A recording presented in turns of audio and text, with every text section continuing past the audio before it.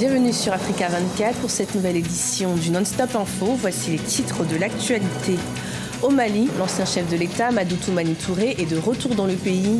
Après un exil de 5 ans, l'homme politique a été accueilli par des milliers de partisans. Le chef de l'État gambien, Adama Barrow, est en visite d'État en Chine.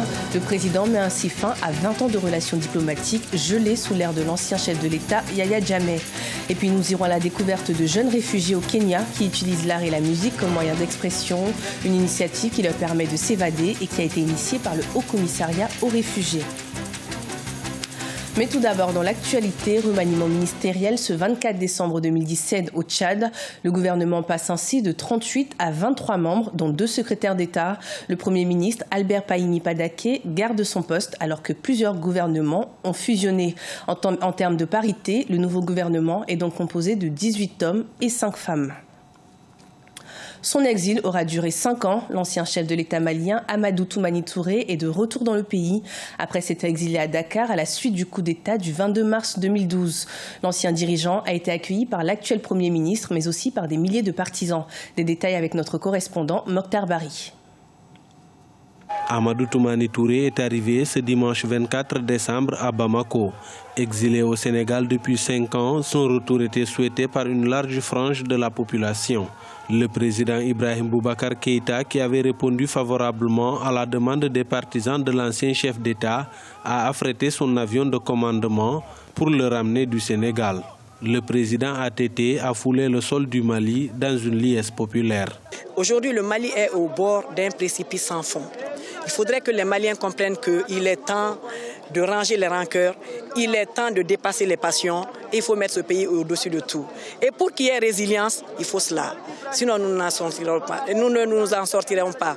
Vous savez que le président ATT est général d'armée, il a fait l'école de guerre, il a toujours dit « j'ai appris à faire la guerre, mais je suis un soldat de la paix ».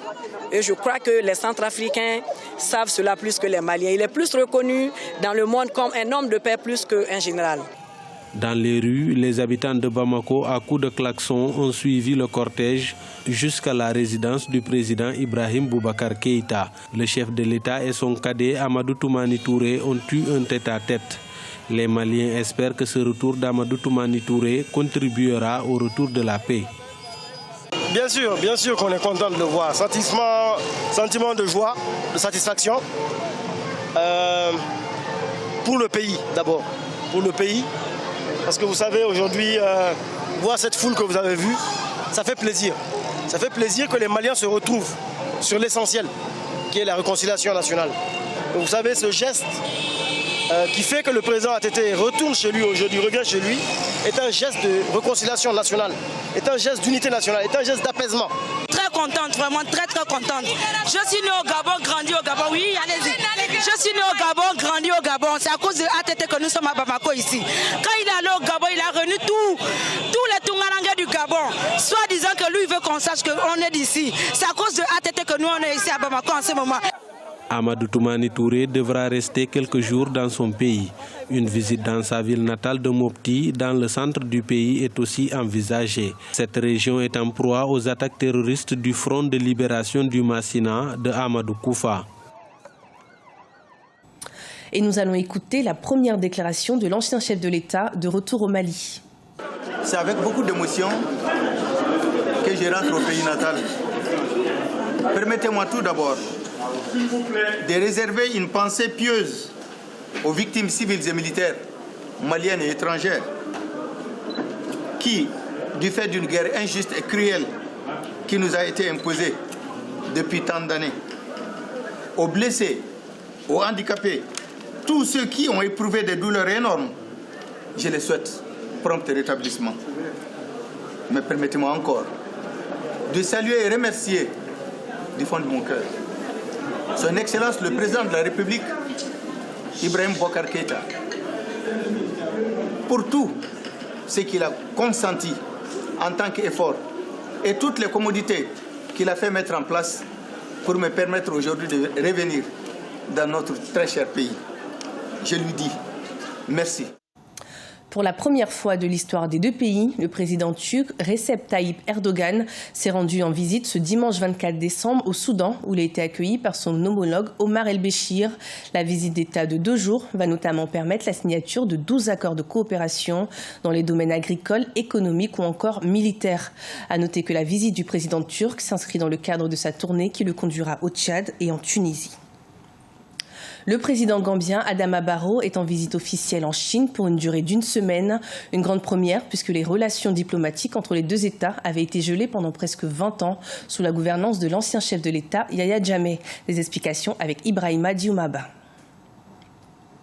En visite officielle en Chine, le président gambien Adama Barrow accentue le retour de son pays sur la scène internationale. Les relations diplomatiques entre la Gambie et la Chine étaient aux arrêts depuis une vingtaine d'années. Elles reprennent de plus belle avec cet tête-à-tête entre les plus hautes autorités des deux pays.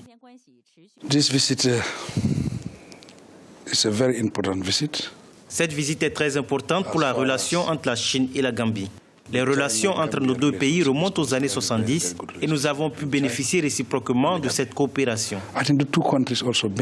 Les relations entre la Gambie et la Chine ont été rompues alors que l'ex-président gambien Yahya Jammeh était au pouvoir. Il avait préféré tisser des relations avec la Chine-Taïwan. D'ailleurs, le président Adama Barrow a qualifié ce revirement de regrettable lors d'une interview à la télévision publique chinoise.